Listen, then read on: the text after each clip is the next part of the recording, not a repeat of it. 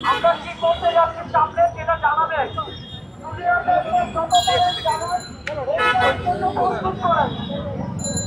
আমরা মহাসমাবেশে অংশগ্রহণ করবো ইনশাআল্লাহ। বিজয় ছাড়া আমরা প্রতিবার ভিক্ষা চাই না, আমরা অধিকার চাই।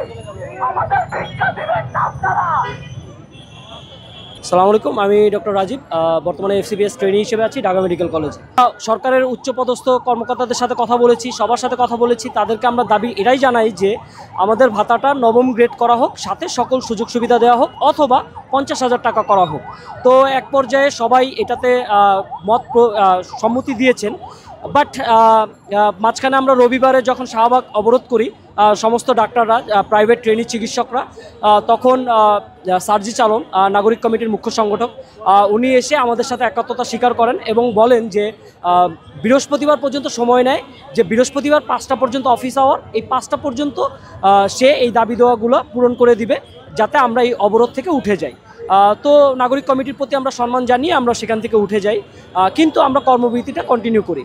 বাট আজকে আমরা একটা প্রজ্ঞাপন দেখি, সেখানে 30,000 টাকা প্রজ্ঞাপন উল্লেখ করে দিছে। কিন্তু আমার কথা হলো, এই 30,000 টাকা আওয়ামী লীগের সময়ই হওয়ার কথা। সামন্তলাল সেন যখন স্বাস্থ্যমন্ত্রী ছিল, তখন আমরা রোজার ভিতরে একবার আন্দোলন করেছিলাম। তখন উনি বলেছিলেন যে ভাতা বাড়বে কত, 5,000 টাকা বাড়বে, 30,000 টাকা। তাইলে যদি 30,000 টাকাই বাড়বে, তাহলে আমার এই সমস্ত মানুষগুলো কেন আন্দোলন করতেছে? আর আমরা তো 30,000 টাকা চাচ্ছি না। তো আমাদের দাবি চাওয়াই ছিল এটা, এখনও চাওয়া এটা, যে আমাদের নবম গ্রেড সহ সকল সুযোগ সুবিধা দেওয়া হোক, অথবা ভাতা 50,000 করে দেওয়া হোক। আর আমাদের পরবর্তী কর্মসূচি হলো যেটা, যে আমরা বর্তমানে কর্মবিরতি পালন করছি 100%, এবং সেটা কন্টিনিউ চলবে।